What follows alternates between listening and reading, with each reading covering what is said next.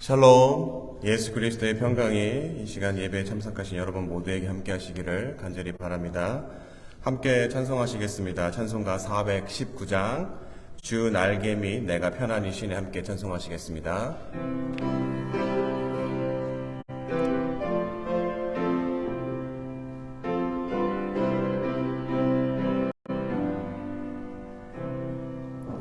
주 날개 및 내가 편안히 쉬네 밤 깊고 비바람 불어쳐도 아버지께서 날 지켜주시니 거기서 편안히 쉬리로다. 주 날개 및 평안하다 그 사랑 끊을 자니뇨. 주 날개 및 내 쉬는 영혼 영원히 거기서 살리. 주 날개 및 나의 피난처 되니 거기서 쉬기를 원하노라. 세상이 나를 위롭지 못하나 거기서 평안을 누리리라. 주 날개 및 평안하다 그 사랑 끊을 자니뇨. 주 날개 및 내 쉬는 영혼 영원히 거기서 살리. 주 날개 및 참된 기쁨이 있네 고달픈 세상 길 가는 동안 나 거기 숨어 돌보심을 받고 영원한 안식을 얻으리라. 주 날개 및 평안하다 그 사랑 끊을 자니뇨. 주 날개 및 내 쉬는 영혼 영원히 거기서 살리. 아멘. 찬송 한 장 더 하시겠습니다. 299장 하나님 사랑은 함께 하시겠습니다.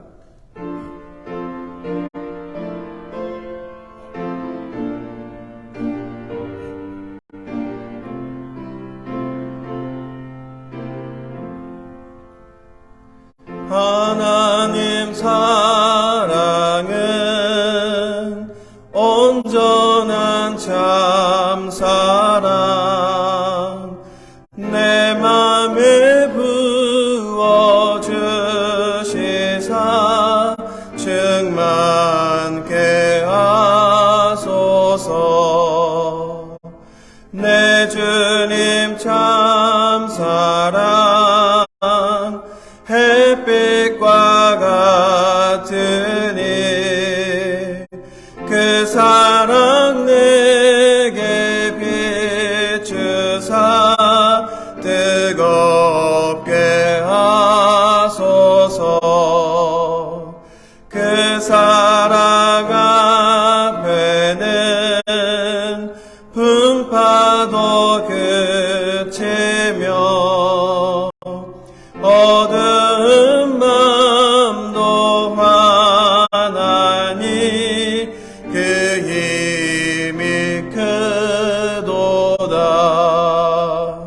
하나님 사랑은 온전한 참 사랑 내 맘과 영에 채우사 새 힘을 주소서.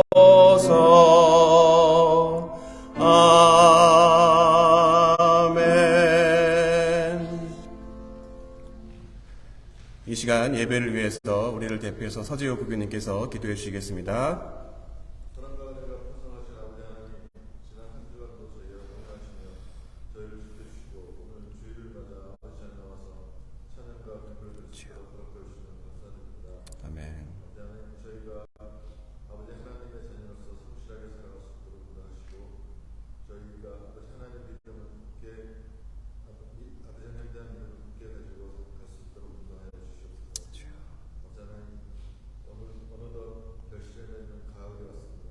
지난 한 해 동안 저희 아버지께서 저희에게 주신 은혜를 돌아보게 하시고 다음 기간 충실한 열매를 맺을 수 있도록 아버지 인도하여 주시옵소서. 아멘.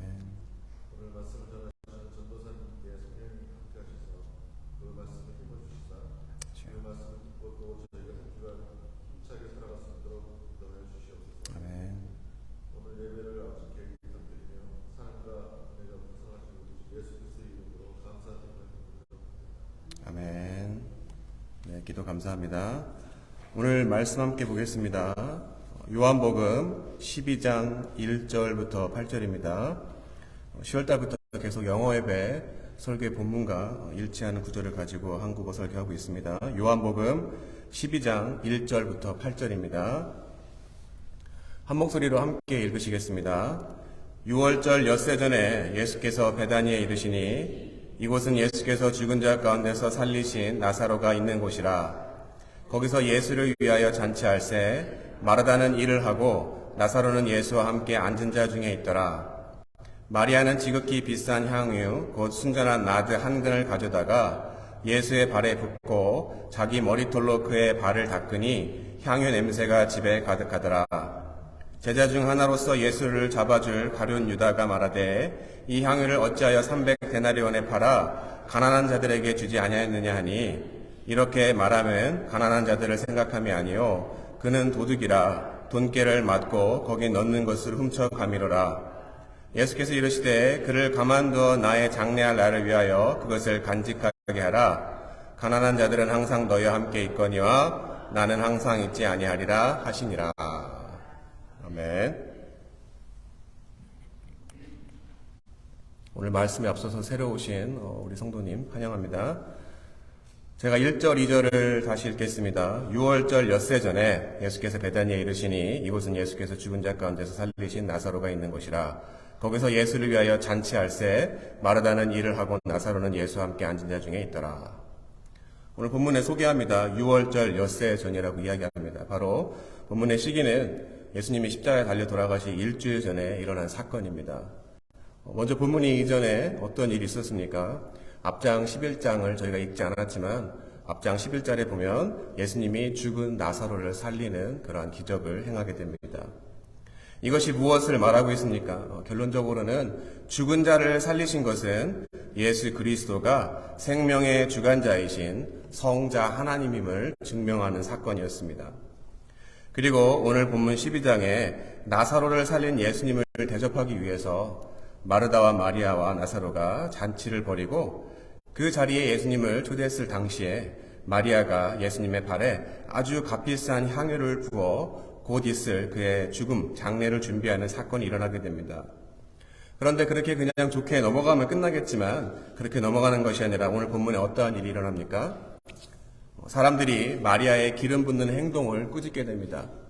그리고 그러한 사람들을 또 예수님이 꾸짖는 장면이 나옵니다. 왜 그렇습니까? 바로 마리아가 그런 행동을 하게 된 깨달음이 무엇인지를 제대로 알지 못했던 사람들로 하여금 정말 예수님이 누구인지를 알게 하시는 장면이 바로 오늘 본문입니다. 그럼 먼저 마리아를 제외한 그 외 모두가 누구를 이야기하고 있습니까? 본문에는 예수님을 반 가룟 유다만 나오지만 다른 공간 복음서인 마가복음, 마태복음을 통해서 보면 그 전후 문맥을 살펴보시면 아시겠지만 그 자리에 모여서 마리아를 책망한 사람들은 바로 예수님의 제자들 그리고 그를 따르는 모든 사람들이었습니다. 그럼 이들은 먼저 예수님을 누구로 보고 있었습니까? 여러분, 주는 그리스도시여 살아계신 하나님의 아들입니다라는 고백하시죠? 네, 바로 베드로가 한 고백입니다. 근데 그 고백이 나온 이유가 무엇입니까? 바로 수없이 많은 기적과 이적을 행하시는 예수님을 따르는 많은 무리들을 보시고 예수님이 제자들에게 물으셨습니다. 사람들이 나를 누구로 보느냐? 그때 예수님께서 물었을 때 사람들이 뭐라고 얘기했습니까? 제자들이 선생님 또 혹은 선지자 아니면 살아 돌아온 엘리야라고 사람들이 이야기를 했었습니다. 그때 예수님은 본인이 누구이신지를 밝히시고 또 그 이후에 어떠한 일이 일어날지까지 말씀하셨던 장면입니다. 이처럼 마리아가 예수님에게 향유를 부을 때 꾸짖는 무리들이 누구이고 그들의 생각을 아시는 예수님께서 오늘 본문 8절에 무엇이라고 이야기하고 있습니까?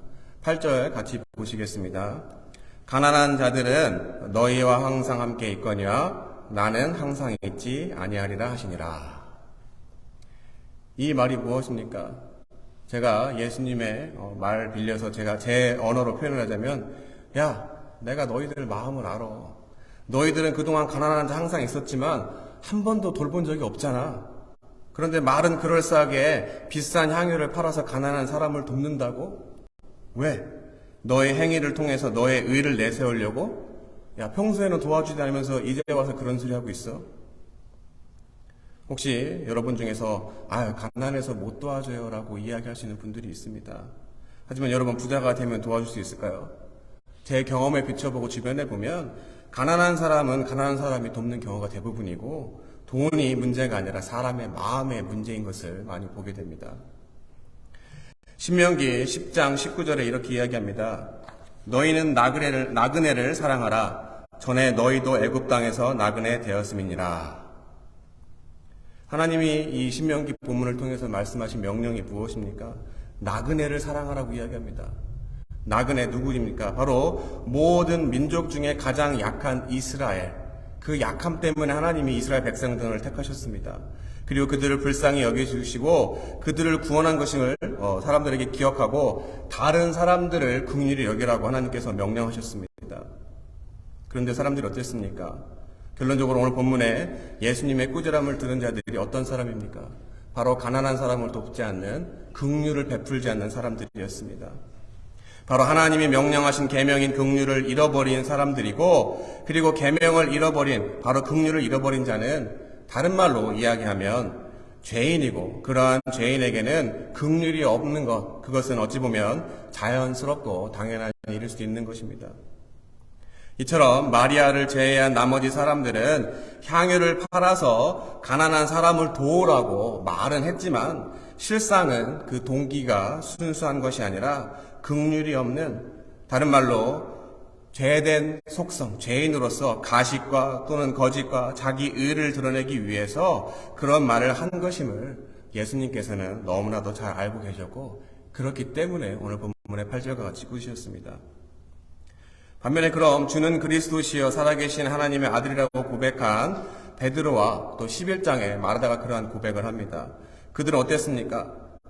먼저 베드로입니다. 베드로의 그러한 고백 이후에 제가 좀 전에도 말씀드렸지만 예수님이 고난당하시고 죽으시고 또 그곳에서 부활하실 것을 얘기했었을 때 베드로의 반응이 어땠습니까? 예수님 그러지 마세요. 그럴 일 없을 겁니다. 제가 누구보다 앞장서서 예수님을 지킬 것입니다. 라고 했지만 예수님은 뭐라고 이야기하셨습니까? 사단아 물러가라. 사단아 물러가라라고 이야기하고 하나님의 일이 아닌 사람의 생각, 사람의 일을 생각하지 말라고 베드로를 꾸짖으셨습니다. 그럼 그 사람의 생각, 바로 베드로가 바랬던 것이 무엇입니까? 그동안 따라다니면서 보았던 예수님의 능력을 통해서 예수님의 능력을 가지고 다시 이스라엘의 왕이 되면 내가 가장 수제자이고 따라다녔으니까 나에게 한 자리 주겠지라는 어떤 그런 기대를 가지고 있었습니다. 그런데 막상 이스라엘의 왕이 된 것이 아니라 잡혀가서 고난당하시고 십자가에 달려 돌아가실 때 베드로가 어떤 일을 했습니까? 예수님과 같이 다닌 것이 발각되면 자신도 똑같이 잡혀서 그러한 고난을 당할까봐 어린 여자아이 앞에서 3번이나 예수님을 배신했던 사람이 바로 베드로였습니다. 그럼 똑같은 고백, 주는 그리스도시여 살아계신 하나님의 아들이라는 고백을 했던 마르다는 어땠습니까? 오늘 본문 요한복음 11장에 마르다가 예수님을 그리스도라고 고백하는 장면이 나옵니다. 하지만 그녀도 그런 비록 고백은 했지만 실제로 예수님이 말씀하신 것처럼 나사로를 살릴 줄은 생각도 못했습니다. 그래서 결국 그러한 믿음 없음에 대해서 예수님으로부터 꾸지람을 받게 되는 것이 바로 마르다입니다. 그리고 그러한 마르다의 믿음 없음이 오늘 본문과 어떻게 연결되냐면 실제로 오빠인 나사로를 예수님께서 죽은 자 가운데 살리신 것을 두 눈으로 똑똑히 봤음에도 불구하고 그러한 오빠를 살리신 예수님을 대접하기 위해서 집으로 초청해서 예수님이 오셨을 때 그의 말씀, 그가 하신 말씀을 집중하고 거기에 초점을 둔 것이 아니라 바로 일하는 거에 집중하고 있다라고 오늘 본문에서 이야기합니다. 결국 마리아를 제외한 모든 사람들은 뭔가 그럴싸하게 이야기하면 이스라엘의 회복, 아니면 뭔가 나에게 기적과 이적을 통해서 문제를 해결받기 위해 예수님을 문제 해결사 정도로 생각하고 있던 것이 바로 오늘 본문의 마리아를 제외한 모든 사람들입니다. 그런데 거기에 반해서 오늘 마리아가 깨닫고 그 깨달음을 통해 하는 행동은 예수님을 어떻게 바라보고 있느냐 이야기하기 전에 혹시 제가 여쭤보겠습니다. 2주 전에 누가복음 저희가 마르다와 마리아에 대해서 설교했죠? 혹시 기억나시는 분 계신가요? 예, 직접적으로 물어보진 않겠습니다. 예, 기억하실 줄 제가 믿고 얘기합니다. 바로 2주 전에 누가복음에 마르다와 마리아에 대해 설교했었을 때 둘 중에 좋은 것, 바로 예수님의 말씀에 집중하라고 마르다에게 일하고 있는 마르다에게 권면하신 그 말씀 기억하시죠? 바로 말씀에 집중하라고. 특별히 마르다와 마리아의 이야기는 누가복음에만 나오지 오늘 본문이 나오는 요한복음에는 마르다와 마리아의 이야기가 없습니다. 그럼 누가복음의 이야기가 요한복음 11장의 나사로를 살리는 사건과 같은 첫 번째 사건인지 아니면 오늘 읽으신 12장 바로 두 번째 사건인지를 어떻게 알 수가 있습니까? 오늘 본문에 두 번째 사건일 거라는 하나의 단서가 있습니다. 2절입니다. 거기서 예수를 위하여 잔치할새 마르다는 일을 하고, 누가복음에서 마르다가 예수님을 초청하죠. 바로 잔치, 일을 한다고 나와 있습니다. 그리고 3절에 뭐라고 나오냐면 마리아가 예수님의 어디에 있습니까? 발에 향유를 붓고 자기 머리털로 그의 발을 닦으니라고 설명이 나와 있죠. 그럼 오늘 본문인 요한복음의 잔치를 준비하는 바로 일하는 마르다와 값비싼 향유를 예수님의 발 아래에서 그의 발에 부은 마리아를 생각해보면 예수님의 누가복음에서 이야기하고 있는 일하고 발치해서 말씀을 듣는 장면이 오늘 본문이 있는 향유 사건과 동일한 사건이고, 본문 이전에 요한복음 11장에 죽은 나사로를 살리는 일은 다른 사건이었고 먼저 일어났을 거라고 우리가 추정할 수가 있습니다. 그럼 누가복음에서 그냥 맥없이 마르다가 초청한 것이 아니라 어떻습니까? 바로 자신의 죽은 오빠를 살렸기 때문에 초청한 걸로 우리가 미뤄볼 수가 있겠죠. 바로 그 고마움을 표시하기 위해서 그 전에 일어났던 일, 그 이후의 일이 오늘 본문의 일입니다. 그런데 그게 왜 중요하냐면 그 순서에 따라서 마리아가 선택한 하나님의 말씀이 무엇이고 그것을 제대로 깨달은 마리아만이 오늘 본문의 예수님의 발에 향유를 붓는 마리아의 행동과 연결되어지기 때문입니다. 그럼 먼저 11장에 마르다가 예수님을 뭐라고 했습니까? 아까 베드로의 이야기할 때 마찬가지로 마르다도 예수님을 그리스도라는 고백을 했습니다. 크리스토스, 어노인티드라고 영어로 이야기합니다. 바로 그 뜻이 무엇입니까? 그리스도는 기름 부음을 받은 자라는 의미를 가지고 있습니다. 그럼 누가 당시에 기름을 받는 사람들입니까? 바로 당시에 제사장이나 왕 등을 세울 때 기름을 붓기도 했고, 또는 시편 23편에도 있지만 양을 치유하기 위해서 기름을 붓는 그러한 내용 아시죠? 바로 치유의 목적으로 기름을 붓기도 했습니다. 그리고 사람이 죽을 때 그 장례를 지내기 위해서 기름을 붓기도 했습니다. 이처럼 기름 붓는 사건을 통해서 예수님이 오실 메시아, 바로 이스라엘 회복을 가져다 줄 왕으로 우리가 생각할 수가 있습니다. 그런데 중요한 것은 마리아가 기름 부은 것, 바로 마리아는 기름 부음을 어떤 의미로서 부었는지 우리가 확실히 살펴봐야 됩니다. 우리가 생각할 수 있는 일반적인 왕으로 생각했었을 때 마리아를 제외한 나머지 사람들은 어떠한 의미로서, 어떠한 왕으로서 예수님을 바라보았습니까? 바로 외형적인 회복인 이스라엘의 회복으로 예수님을 인간적인 왕으로 바라보고 있었습니다. 하지만 앞장에 11장에 자신의 오라비인 죽은 나사로를 살리고 그가 앞으로 겪으실 일들을 말씀하신 구절과 내용들을 살펴보면 그 의미가 무엇인지 우리가 알 수 있습니다.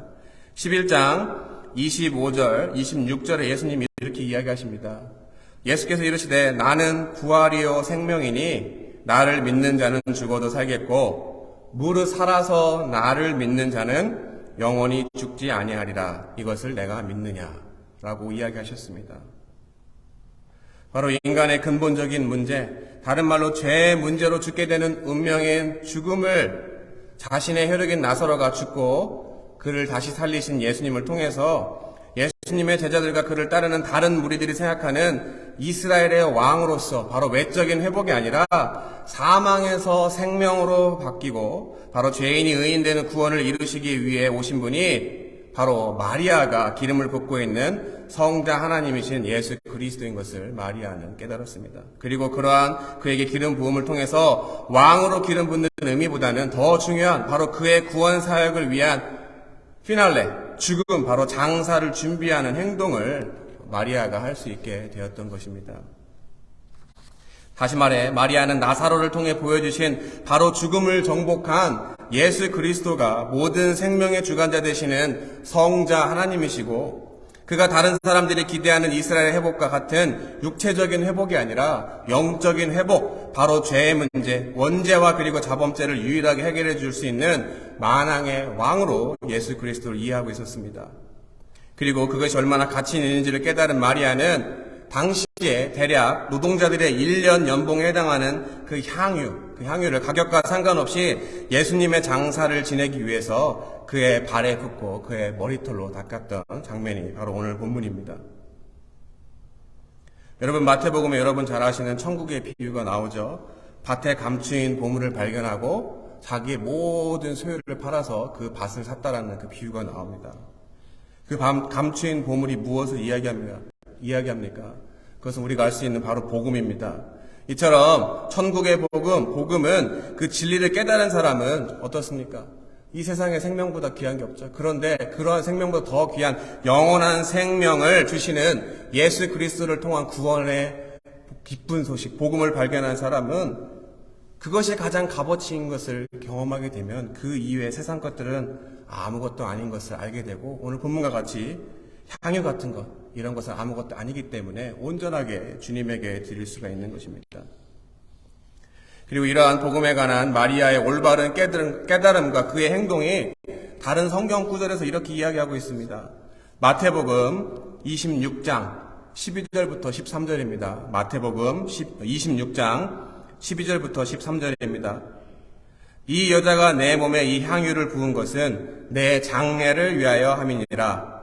내가 진실로 너에게 이르노니 온 천하에 어디서든지 이 복음이 전파되는 곳에서는 이 여자가 행한 일도 말하여 그를 기억하리라 하시니라. 바로 복음이 무엇입니까? 생명 복음입니다. 우리의 죄의 문제를 위해 예수님이 고난당하시고 십자가에 달려 돌아가시고 3일 만에 부활하신 그 부활의 사건, 그 복음을 마리아는 깨닫고 오늘 본문과 같이 향유를 붓는 행동을 할 수가 있었던 것입니다.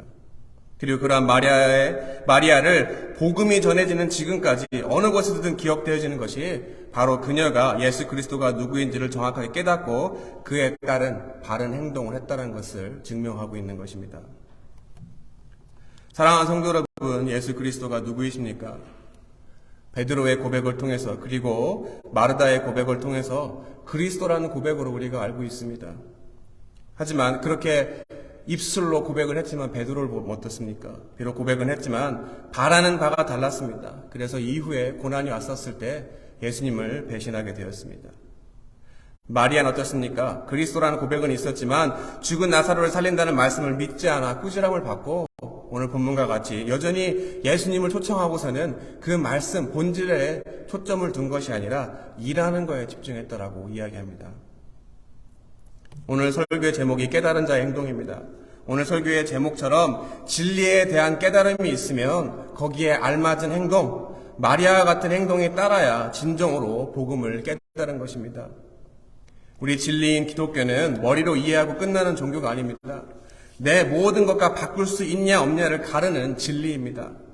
그렇지 못하면 어려움이 오면 예수님을 배신하는 베드로나 말씀 자체보다 섬기는 행위에 머무는 마르다처럼 윤리나 도덕에 머무는 종교에 불과한 것입니다.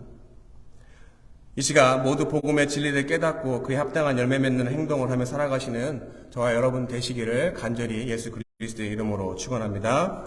기도하겠습니다. 하나님 감사합니다.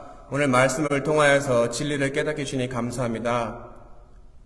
우리의 연약함을 압니다. 때로는 우리의 삶의 문제가 해결받기 위해서, 어려움을 극복하기 위해서 우리가 비록 신앙생활을 시작했을지라도 초보적인 단계에 머물러서 신앙생활하는 것으로 끝나는 것이 아니라 예수님의 제자가 되어서 진정으로 하나님이 이 땅 가운데 예수 그리스도를 보내신 그 이유가 무엇인지를 우리가 깨닫고 우리 죄의 문제, 하나님과의 깨어진 관계인 원죄와 또 우리가 그러한 죄성을 가지고 있기 때문에 죄 짓는 많은 자범죄들을 오직 예수 그리스도의 십자가 보혈의 구원의 공로에 힘입어서 우리가 그를 믿는 믿음으로 구원받았을 때 세상에 다스림을 받으면서 살아가는 것이 아니라 하나님의 통치를 받으며 살아가는 하나님의 백성이 될 줄을 믿습니다.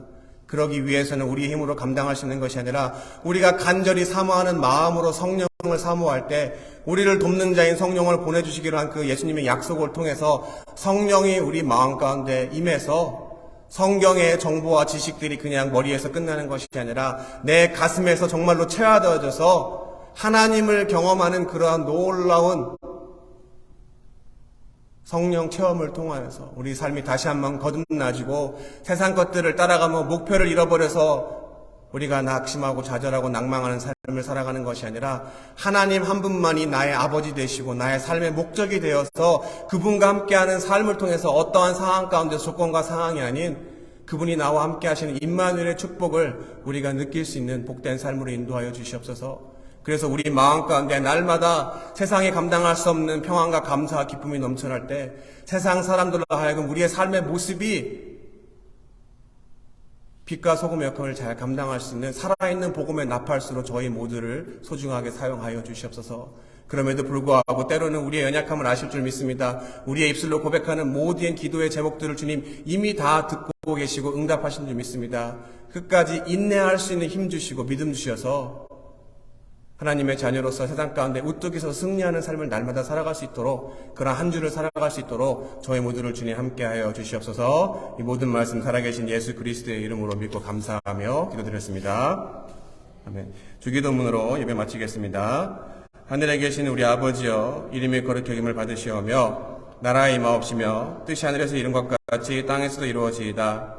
오늘날 우리에게 일용할 양식을 주옵시고 우리가 우리에게 죄 지은 자를 사하여 준 것 같이 우리 죄를 사하여 주옵시고 우리를 시험에 들게 하지 마옵시며 다만 악에서 구하옵소서. 대개 나라와 권세 영광의 아버지께 영원히 싸움나이다. 아멘.